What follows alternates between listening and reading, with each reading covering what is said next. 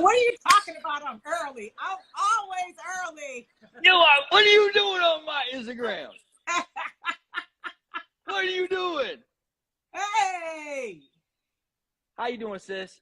You know I can't complain. Come on now. You better not. Because if you start complaining, then we all in trouble.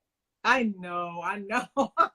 It doesn't get much. Look, it doesn't get much better. Because you know what? I honestly believe this. You are one of those people I think people have as a friend in their head, and they think, I wonder if she's nice. Like, I wonder if she's nice. And right. I want to be honest with you, she's not. She is so mean. Every single time we get together, she gets me in trouble. And see, because everybody knows, they look at Yolanda Adams and they think, oh my God, she's just so nice. And then they see me and they see us over here and they think it's me. And I'm like, are you kidding? This is her. She's the one doing this. Because they know it's you. They do not know it's me. They don't. They see what happens. See, but it really is. So thank you so much for joining us. I know that one of the things that's always impressed me about you is how humble you are to your success. Do you feel like you've arrived? No, I don't think you ever feel like you've arrived. I know you know, okay, I've accomplished that. But there's so many other things on your vision boards, in your diaries, you know, all of that. And, you know, I've been journaling since I was a kid. So there's certain things, there's certain things that I still have in my journals that I want, you know, like being able to have a vacation once a month. But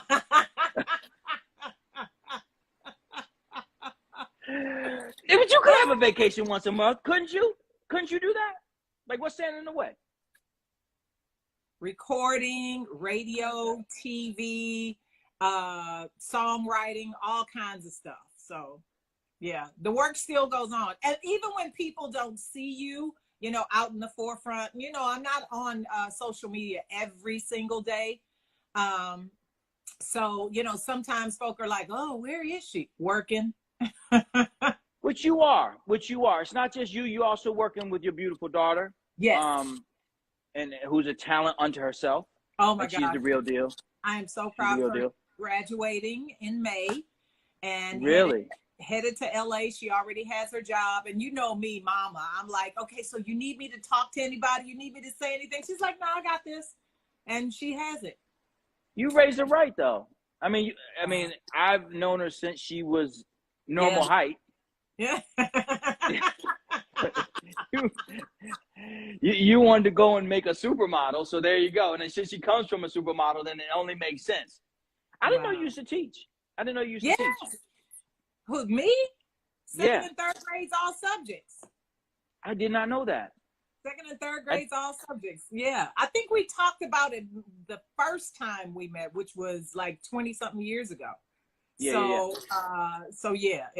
been a while.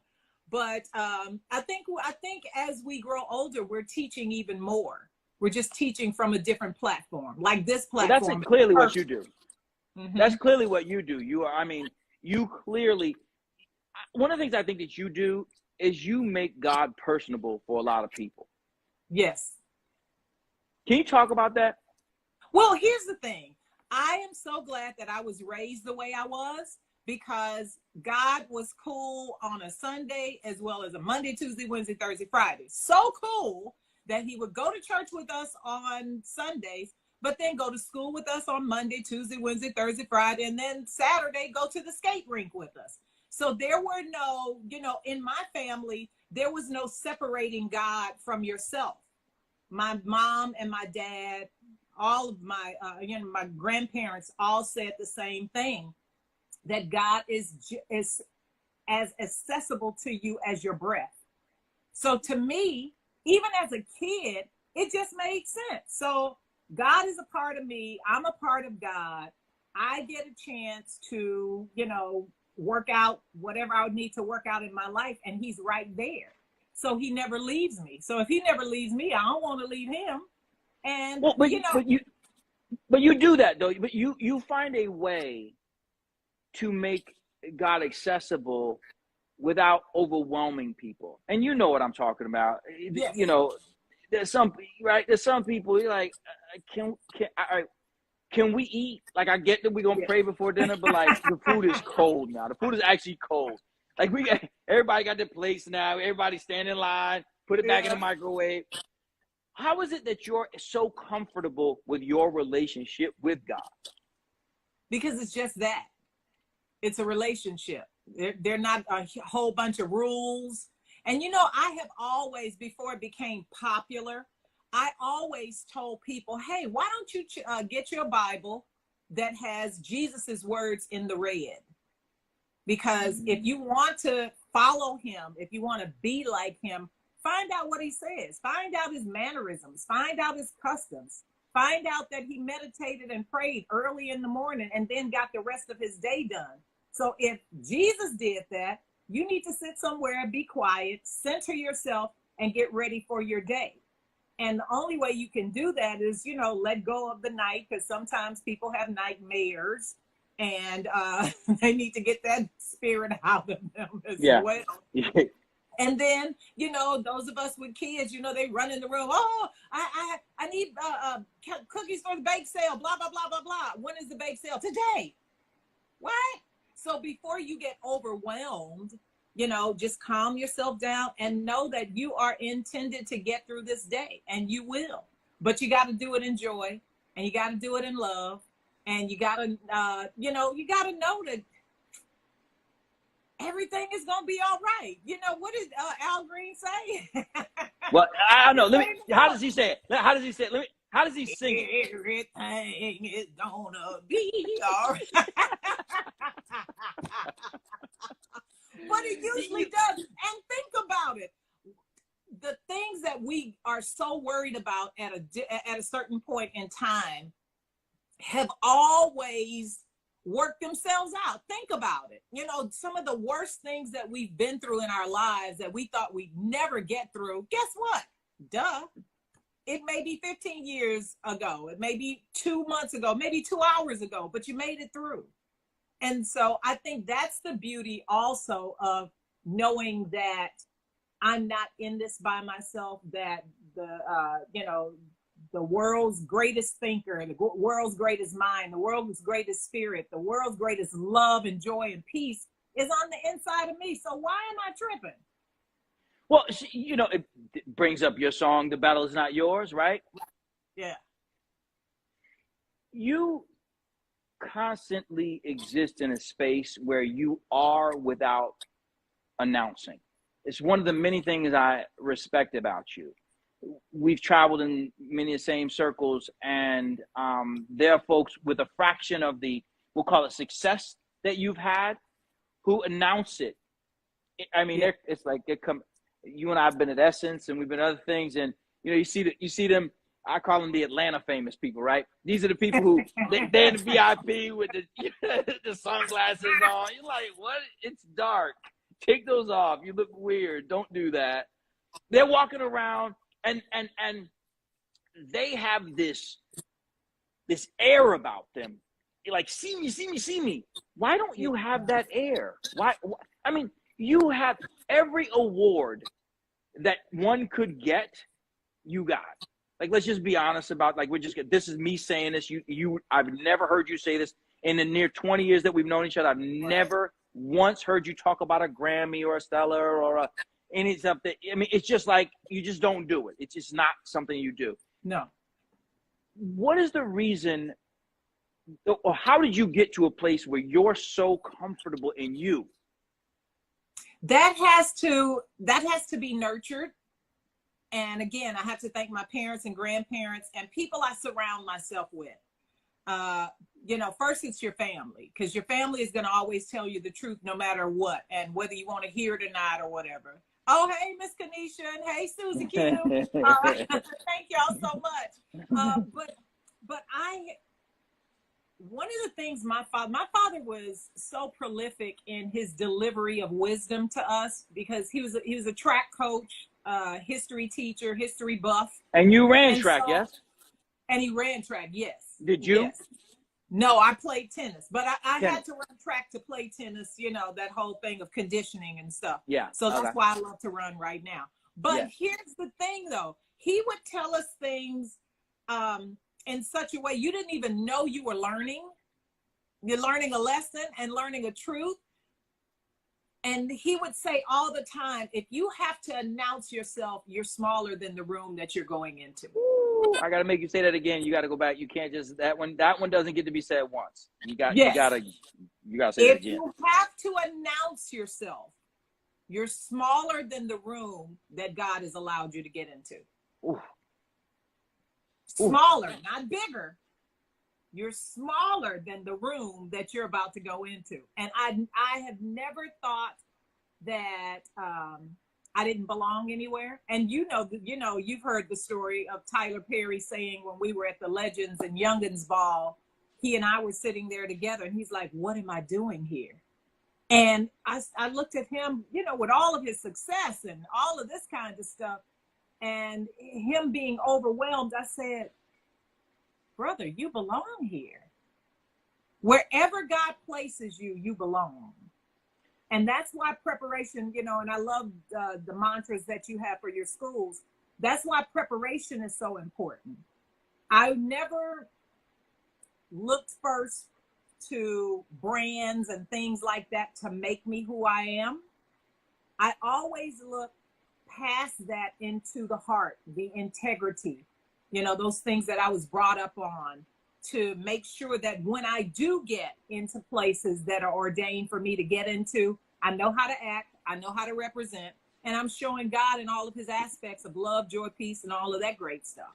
And so for me, it never was about the announcement, oh, I'm here, I've arrived, oh, look at me. It was all about, if I am going into this, okay, let's just say you and I have been at the White House together. Instead of going into the White House, hey, President Obama, I'm so-and-so. It's like, duh. No. When you're in those rooms, sit down and listen. Because when you sit down and listen, you will learn something that you didn't know 2 hours ago. And and those things can catapult you into an even greater stratosphere. And so I think I'm the oldest of 6 kids, so it ain't no. Yes, I know that. It ain't no trying to be grand or nothing like that in front of them. but so that might be true. That might be true because of your particular family. Right. But I know oldest of 6 who are not you. Like, let's just be honest about that, right? And I deeply appreciate your humility because it's real. This is not something that she's doing for y'all, folks. This is no disrespect. She ain't gonna change herself for you. And that's and that for me is one that, how is it that you, a fairly tall woman, a woman, how is it that you develop so comfortably in your skin? Wow. Definitely a great foundation, like I said, family, my first foundation. And then because I was so tall as a kid, my mom and dad, they poured into me this self-esteem that being tall and thin was not an indictment. And it wasn't something to look down upon. As a matter of fact, my dad said, hey, there will be people for the rest of your life wanting to look just like you. So, we will not bend down. We will not hunch over. We will stand erect and we will, present ourselves in that way. And, then I had a daughter who was relatively tall at, ages. And now she's taller than me. And is she really? She looks like a supermodel. Yes, she's. I knew. Well, she looked like a supermodel from the time she was born. She's a half inch taller than me, so I think she's going to be like an inch. Don't tell her though, because she don't want to be taller than me. but that's it. But no, go ahead. You think those? Things, no. Those are the things because my dad was my superhero. My mom was my superhero. So when I heard them say that, I knew that it had to click within me for me to believe it and move on from there. So I work with so many kids, and tall girls catch it. They catch hell. Oh yeah, we do. They catch hell. The names Jolly Green Giant. Yeah. Alice the Goon. Well, I'm kind of like Dating yourself. now with Yeah, Alice. Okay. But that's all right. You don't look it. You don't look it. But you overcame those, and you have some overt blessings. Yes. Some people's blessings are a little more subtle. If it's just a polite way to say it. We don't always see them coming in, right? Yes. They don't. Yours, you're like, oh wow. I every time I've seen you sing, every time, because I know what you're gonna do, because I've heard it before, and I think, okay, I'm good this time. Then it's like, and then it happens again. It's like, it's just the most amazing thing. Why don't you put your light under a bushel? Why don't you make yourself smaller so other people can feel comfortable? Well, that's not in my DNA. Again, I was taught to respect and love all people. Yes. But never to take myself down to make anybody feel better about themselves, but to raise them up to where I am to make them feel better about themselves. And so because of that, everything I've learned in my life from my mom and everybody else, I taught to my daughter. And so let me go back though, because you said something, another one. So you didn't make yourself smaller to make them feel bigger. You say you pulled them up to make them go there, because that's a whole different perspective. Oh yeah, but well, here's the thing, and we say it all the time. Words are containers of power. They can build people, they can demolish them. You can have a person who has very little in front of them understand the potential and the gifts on the inside of them, help them pull those things out so that so that they're like, oh, so this has been in me all the time. Yes, Dorothy, you have always been able to go home. My favorite movie. So, no, really, my favorite movie. Because of that. Do. Yes. That's exactly because of that. Right. Because what you see is what so many people see is what other people have. This thing that we're on right now is this highlight reel of filters and angles that make people think that somebody is something that they're not. There are people who I know who are on Instagram, and I know them. Like, I know what they look like. Like, I've seen them, and I've seen them up here. I'm like, damn, did she really lose that much weight? I didn't do that. Now, let me tell you, I was laughing the other day because my daughter was like, Mom, you need to put a filter on. I'm like, I don't even know how most of the time to go on my own Insta story live. I can go on everybody else's stories live, but I don't know how to go on mine. So filters, child, look. And I gotta confess, my phone is not the newest iPhone. It's a step up above the 10. So how about that? So mine I think is the same age. And if I'm gonna be honest, yesterday I made him Walker, much to his chagrin. I made him do this with me, go on IG Live, and we had like I have to have a real argument with the dude. I'm like, are you really seriously not gonna show me how to do this? He's like, it's easy. How is it though? You? Right. So also this though, you are an authentically positive person. Yes. But the world is not. Right. And in your industry, there are a lot of people who can sing. Like, yes. I mean, everybody. Oh man. Everybody. How many times have you been to a church and you thought, record deal maybe? And I mean, just below you to the back of the church. Exactly. And as talented as you are, and there is no doubt about it, you are easily the greatest living voice. There's no one who's going to argue. I know, but there's no one who's going to reasonably argue. Well, on Instagram they may, but in reality, it is what it is. You are that. But let's just be honest. There's some hungry folks and there's some hateful folks. Yeah. How do you deal with that? And I say that before you answer that. You're a Grammy Award winner, all these other accolades. There's that. But there's a sister who is a hairdresser. There's a sister who's an attorney. Mm-hmm. There's a sister who's in college. Mm-hmm.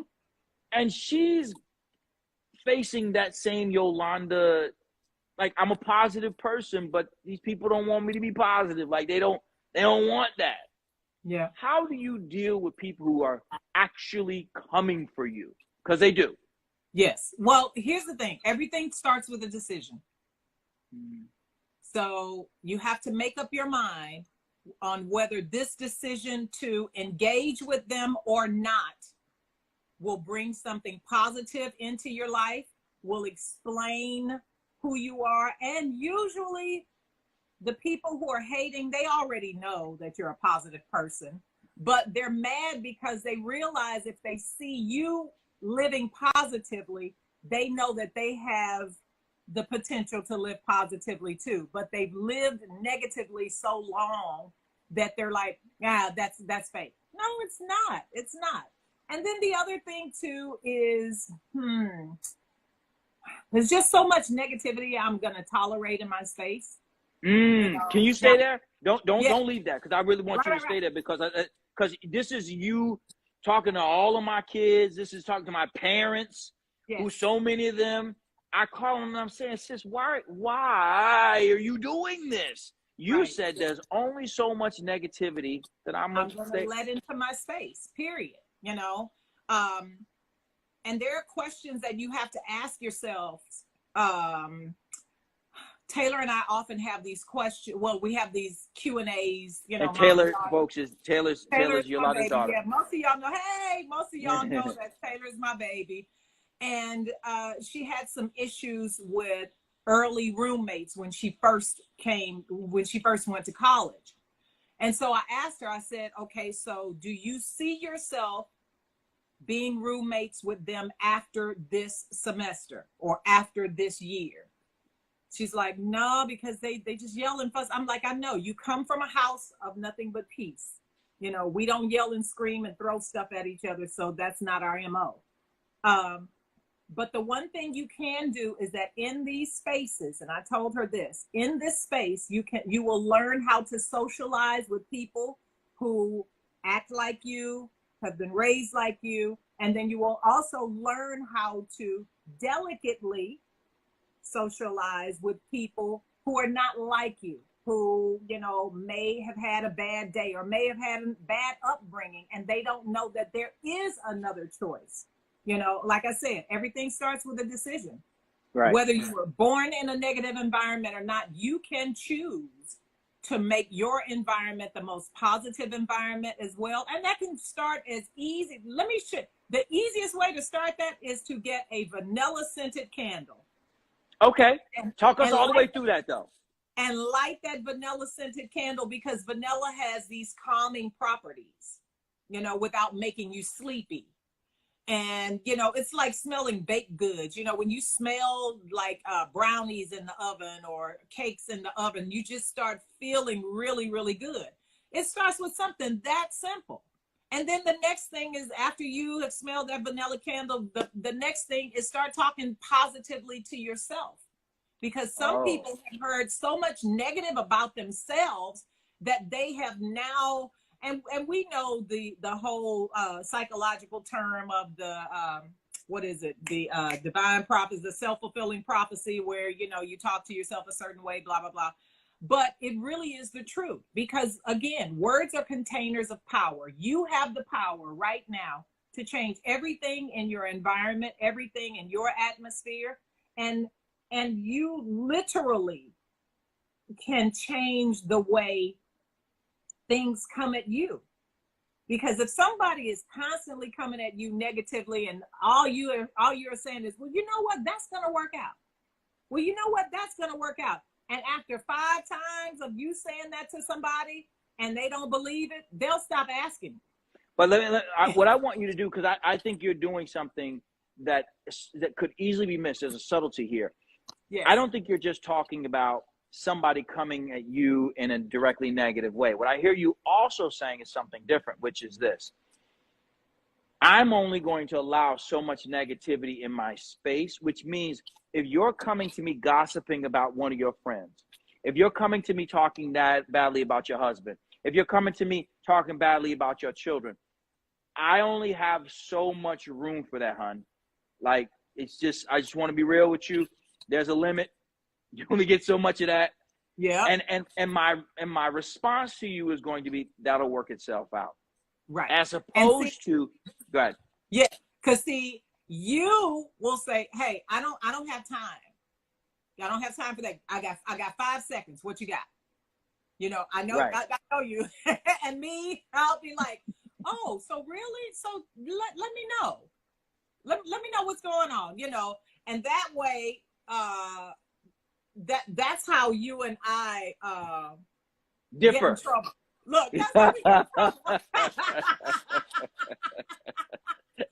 But yeah, and you are right, because you can literally, and I know I'm repeating myself, but it's worth repeating.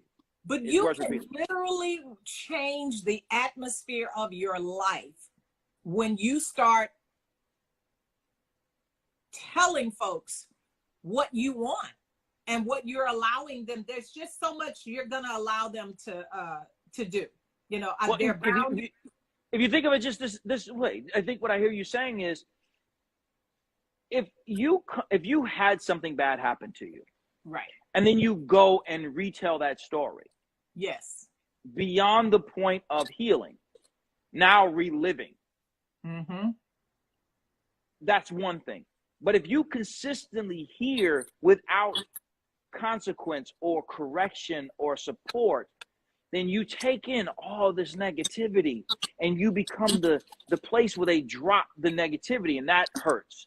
And a lot of impact times, no, a lot of times, you know, and we have friends who do that, and they feel, oh, I feel so much better after I talk to you.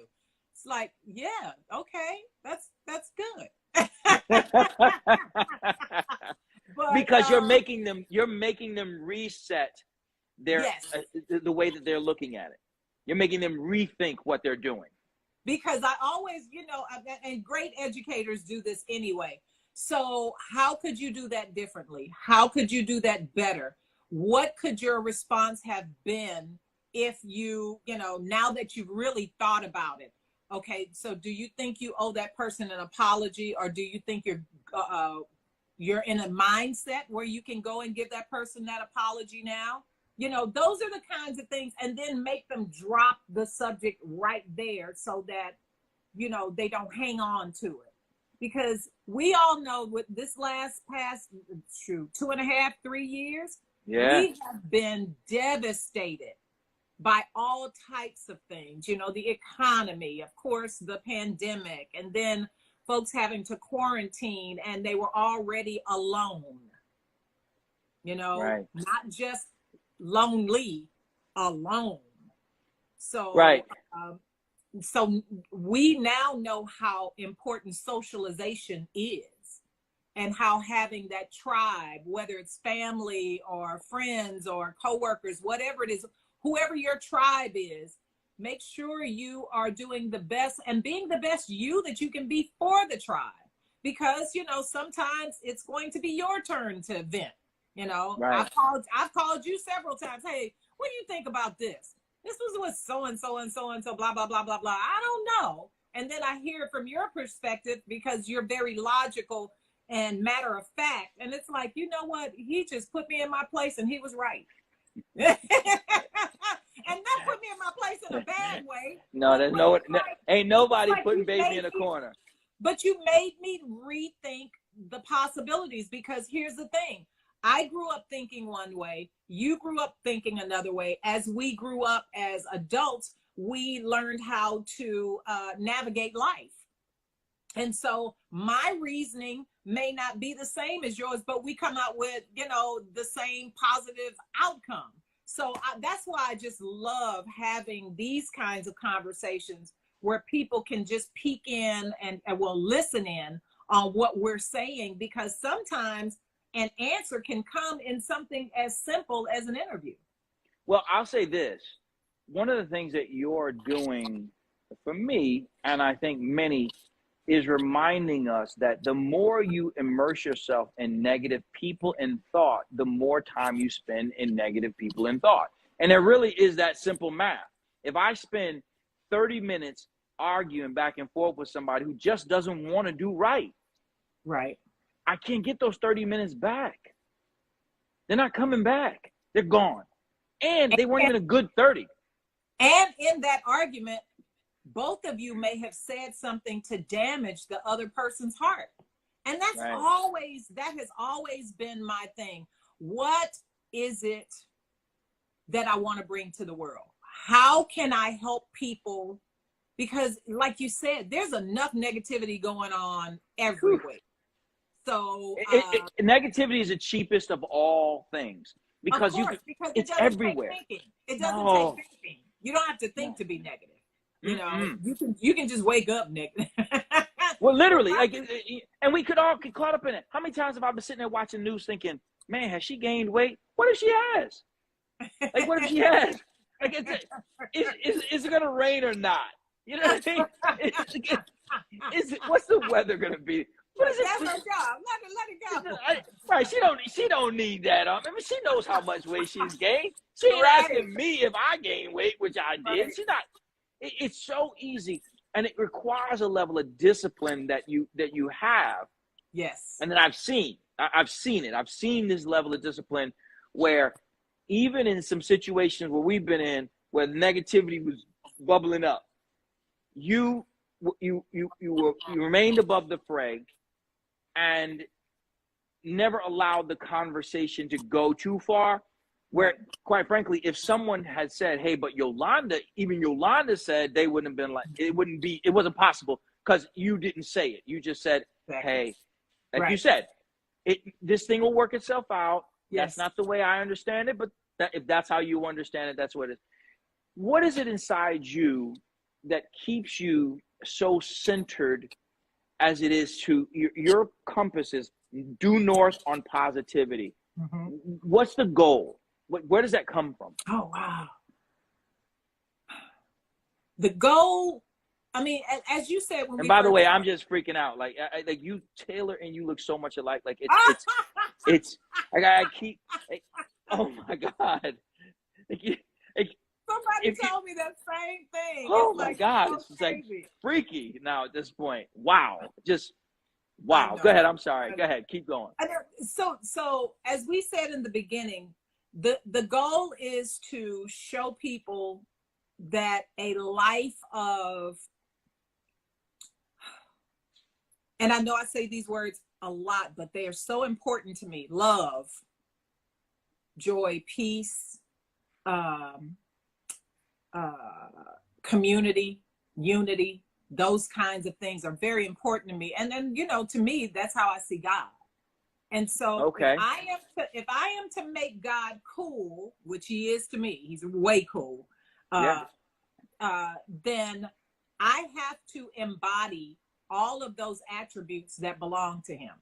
So that's come from a lot of study, and it's not just biblical study. As you can see behind me, I have all kinds of books. I have books on how the earth works, because I wanted to know, if God stooped down and made Adam from the dust of the earth, what does it say about the dust of the earth? So I wanted to know about that. I wanted to know about the stars, because in the word it says, count the stars. That's how many blessings you have, or how many descendants you'll have, or whatever. And so I started looking at how complex and intricate we are really made. And I'm like, whoa, this is so cool. So this whole life of positivity, love, joy, peace, all that great stuff can be a teaching moment in any scenario with any person, believer, non-believer. Because we're all made the same. You said something that I want to go back to. Okay. You said one of the reasons why you remain as positive as you are is because you see yourself, in part, I'm going to put this word in, as an ambassador of God. Perfect. And as such, you don't want people to think that his child is a jerk. Right. Because you know there are times when you go to church and some of the churchiest people are mean. Like, whoa. Really, Whoa. really mean. Like, come on, sis. My What are you granny going was through? my granny was over the ushers for as long as I've been born. And one of her things was, I don't care what kind of bad Sunday you started off with, when you walk in here and people are looking at you and you're greeting them, if you gotta crack your teeth like they're earning, I want you to crack your teeth and say good. She want to see teeth. But that's a responsibility that I've never heard anyone who is. I mean, you are a very visible Christian, very visible Christian. And I remember when first I met Bishop Jakes, I said to him, I would never want to be you, brother. I love you. I respect you. Right. I would never want to be you, because the responsibility that you carry, you can't have a bad anything without somebody questioning what it is, the faith that you have, or the power of your God. And you have internalized that responsibility differently. You're saying, as an usher for my God, I'm supposed to be a representation of him. Yes. So as such, I owe it to him to be positive. I've never heard anyone say that. Yeah. I've never heard anyone say, where does that come from? That really is a different approach. That actually comes from the Bible. We are ambassadors of Christ. You know, Paul said it. And I think what tends to happen is people make it harder than it really is, because the Bible never, and I want people to write this down, the Bible never said be perfect. Okay. Stay there. I can't let you leave off of that. I can't let you get 1,000, 2, 1,000. I'm gonna get, you see what let him get to their phone. Let him get to their phone. Exactly. The Bible never said be perfect. It never said it. So, you know, and then we have to go back to how the Bible was amassed and all of that kind of stuff. And because, you know, that's what I follow. And I follow a lot of teachings. You know, I follow the teachings of Solomon. I follow the teachings of David, you know, of course. But the life of Jesus really, for me, was the example of how to navigate life with God directing your every move. And but so yours is a very personal though. Yours is a very personal role though. Yours is, again, they're the clear platitudes, right? Your voice is resounding. Your theology is compelling, but in your person, I've just seen it. So anybody can say what they want. I've seen it in the simplest of places. I've seen the way you are so committed to being this kind person, to being this positive person. And you say that comes from your faith. That is so powerful. Definitely. There's a responsibility. And there's a responsibility when you know to do better. And our parents told us, when you know better, do better. Yeah. And then when you do better, the world is better. And so I think that with so much craziness going on, and with so much craziness that we've experienced over the last 3 to 6 years, we owe it to not just ourselves and our kids and folks around us who see us, but we owe it to people who probably didn't know us before they saw us, to give that example of, wow, she's cool, you know, because a lot of people are like, I'll give you an example. When we get ready for stuff like Super Bowl, Grammys, all of that, usually it's the same production. Well, it's not. We don't usually get ready for that. Oh. You do. When we get ready for Super Bowl, we're trying to figure out wings, nachos. When you get ready for the Super Bowl, you think 80 million people ain't no thing. Okay. So I'm sorry. It's a new era. People rewrite pronouns. So on this one, I'm gonna end up at a friendly amendment. When you get ready for the Super Bowl, I'm sorry. Go ahead. I'm sorry. Yeah, I got that. So the production companies, you know, you have different production companies, and they're like a handful of companies. I'll say like 5 to 10 companies that do a lot of everything, the award shows and all that. One of the most amazing comments that I always get is that I'm always the same. I'm always kind. I'm always hugging folks. I mean, but that's just who I am. I can't help that. People, you know, and my Steve can tell you, it's just me, and I'm always like that. You know,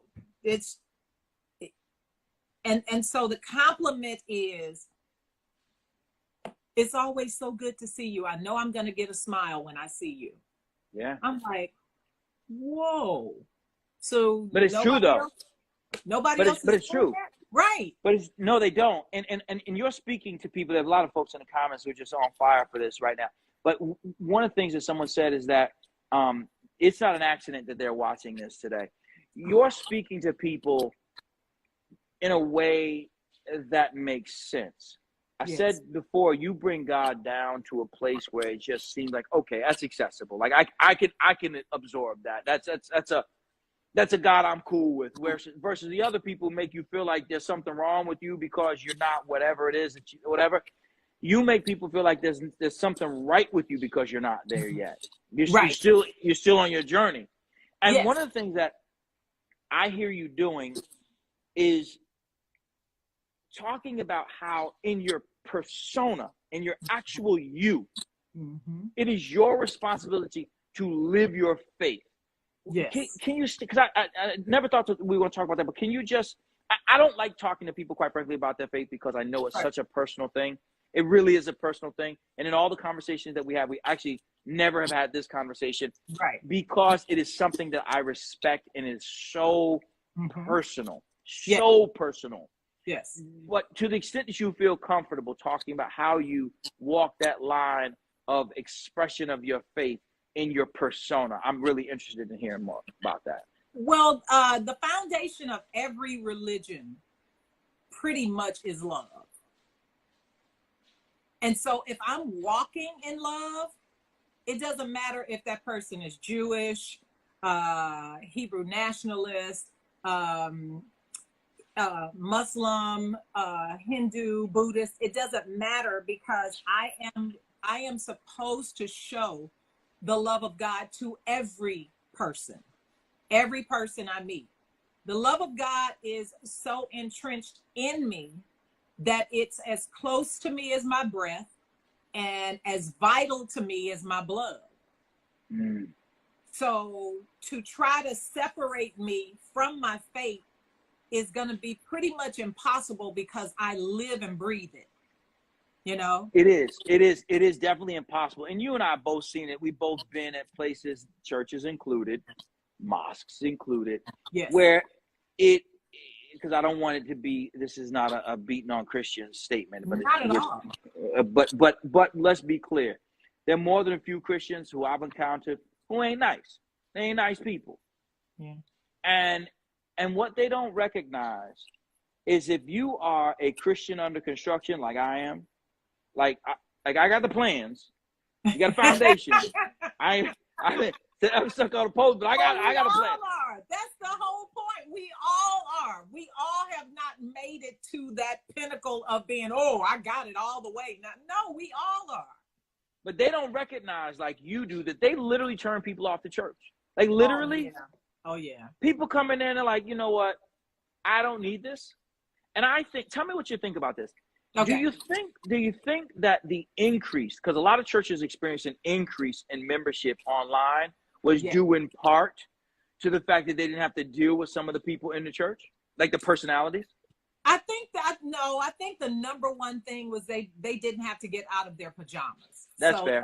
That's fair. See, look at you being positive. That's number one. That would have been me. That would have been why I would have may be the mean people. That would have been me. Because they end up with really big positions in the church. They're mean and visible. Yeah. Well, and I think that's strategic as well, because if they get a hold to Deacon so-and-so who was like, they won't bother the pastor or the first lady. That's a whole different thing. But The one thing that I loved about the increase of online church is that it showed that people are watching and people are needing this. You never think about how much you need prayer, how much you need faith, how much you need all of these things that encompass, the big picture of the spirit. You never think about that when you're in a place of, oh, okay, I'm on the beaches of Tahiti, blah, blah, blah, blah, blah. Of course, you can look at the sky and say, oh, God, this is an amazing sky. But it's not until you're questioning what's going to happen tomorrow, what's going to happen today, where's the world going to go, that you really start seeking. And so I love the fact that during the pandemic, the numbers went up. Bible studies were more attended than they were physically. And now that everything is opening up, it's going to be like, are we still going to have this online component? Or are we going to, keep doing what we used to do? Because now church has really changed. Yeah, it has. It has changed, and those people who were not socially ready, and technologically ready, some of them are kind of, having to refocus their energies and their monies so that they can keep those people engaged as well as the people who would like to physically come back. But I'm with you. There was definitely a change in the way we saw it. But I mean, after every global disaster, after every national disaster, people have to start thinking now, okay, what do I believe? What would happen if I was on a plane and it hit a building, because people know that we're here for a reason. We're born for a reason. We're here for a reason, and we die for a reason. So wow. Well, let me say this. First of all, I know Steve is like pulling his hair out right now. I told him he's good. He's good. So I'm not gonna hold you for much longer. So let's just go through some fun questions that come up because I think people always want to know, who are your favorite singers? Oh gosh, let's do we have an hour? I love Stevie Wonder, Donny Hathaway, Nancy Wilson, Michael Jackson, her, Mary J. Blige, everybody that sings gospel music, I'm a fan of. Okay. Pamela Mann to me moves like when she sings, I feel like she's earned every lyric. Yes. Like I feel like she's earned it. Like when she sings, I feel like when she says she's tired. Yes. She means it. Like you can't interpret a lyric without a lot of people try it, but it's not persuasive if you have not had that feeling, that emotion that you are about to sing about. So yeah, no, that Tamla, she's, oh my God. I love her. When I think about her singing, I shut. She's woo. So go ahead.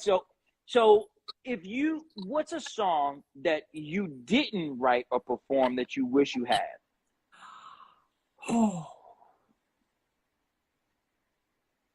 You know what I've been thinking about redoing, especially during this time, kind of changing the lyric.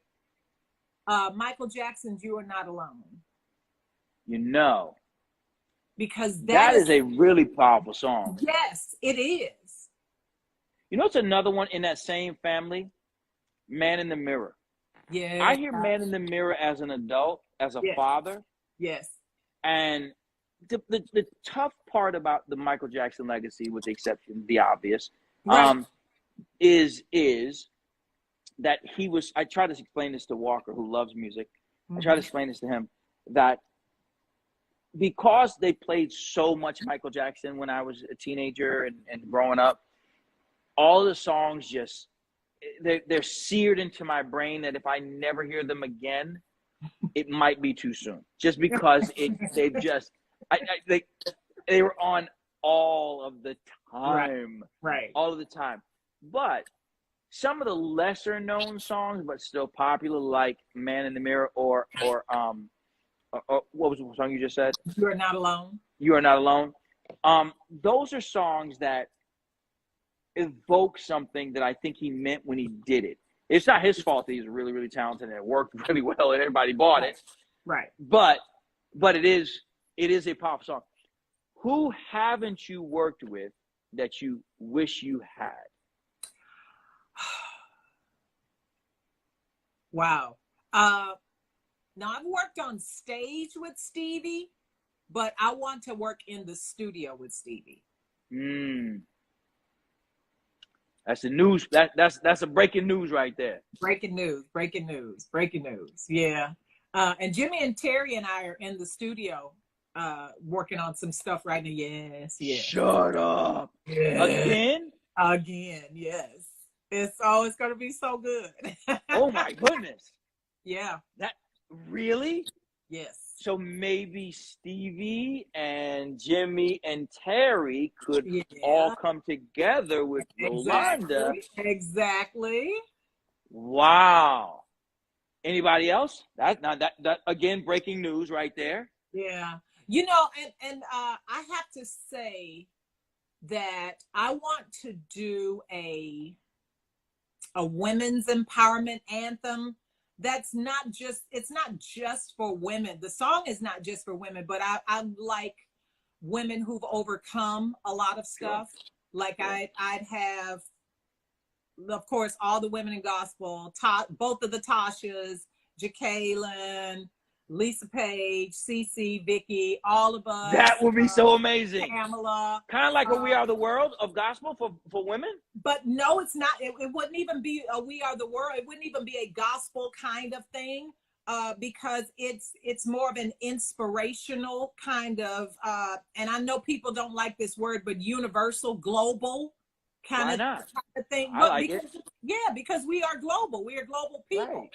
And so I would have her, Brandy, Monica, Mary. You are breaking news right now. You are breaking news right now. No, I'm saying, and that's what we would, and we would just pour our hearts out to people to let them know if we've overcome this, you can do the same thing too. It's not that. Would it be a song or would it be one song?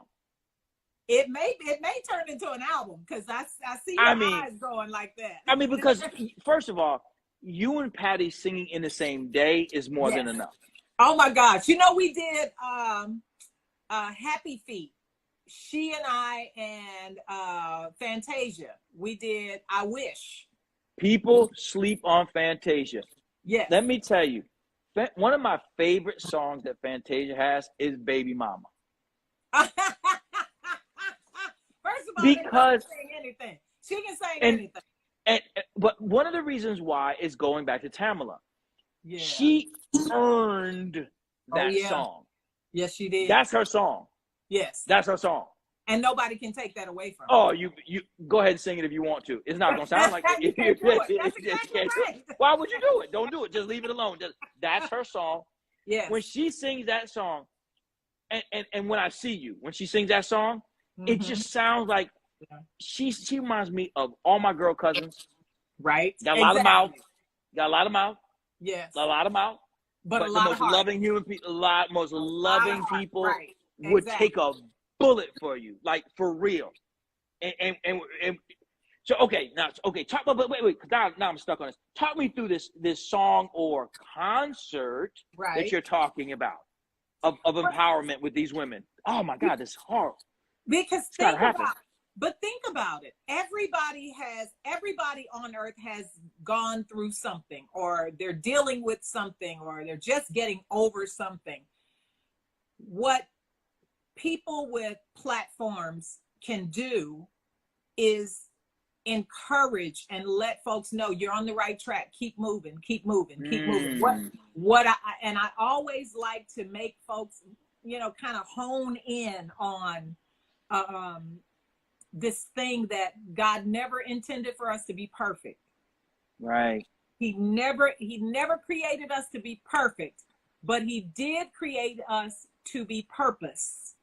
Not just to have purpose, but to be purpose. I just spoke today before this. I did the keynote at Atlantic City Public Schools. Some of those folks are up here.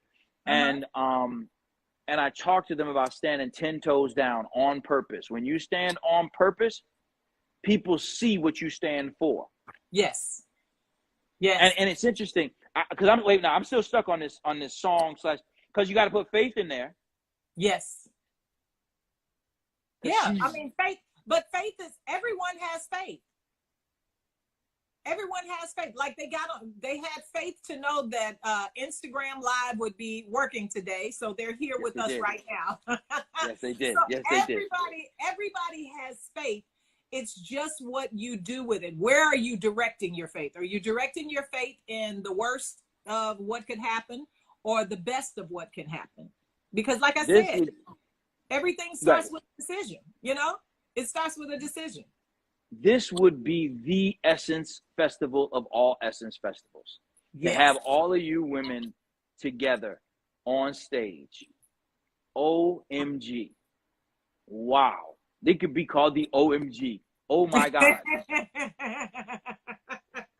You are funny. There you go. You got it. It's the Oh My God tour. Like, because that would be, there would not be a dry eye in the house. Everyone would be moved.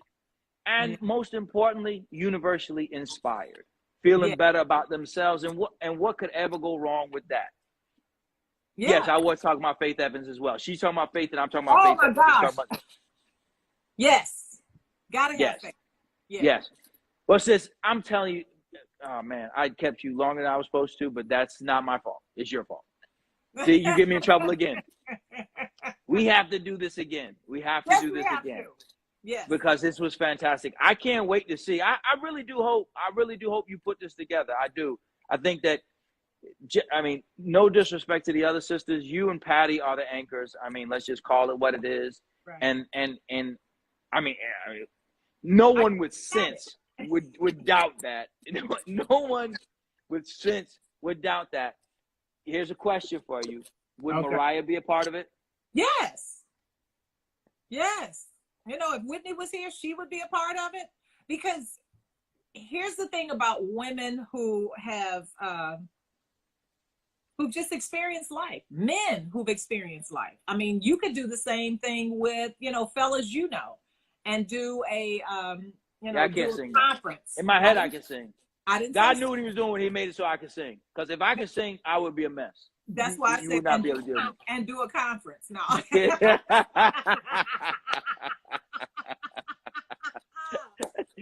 I can talk, but I can't sing. You're right. Okay, all right. I'll do a conference. And it's just as powerful. So, because wow, we're see, you made me laugh. I think when folks admire folks' tenacity and their get through, you could tell, you can listen to them all day. And so Mariah has a story. She has, she's been through a lot. Fantasia's been through a lot. Mary J's been through a lot. Monica's been through a lot. So many women. Shirley Caesar's been through a lot. Shirley.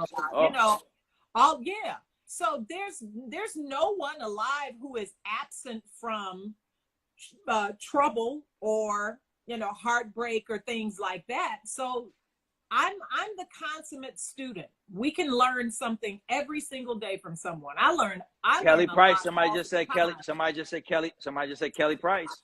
Oh my gosh, y'all know I love Kelly Price. She's on one of my albums, a couple of my albums. So, yeah. This would be the summer. This would be the summer concert of all summer concerts. This would be. Oh my God, this would be the most powerful. Sis, I love you to pieces. I really do. Thank you so much for taking time out of your very, very busy schedule. We got to do this again real soon. Yes. All right, take care. All right. Bye. Oh, I enjoyed y'all. Bye-bye. Too.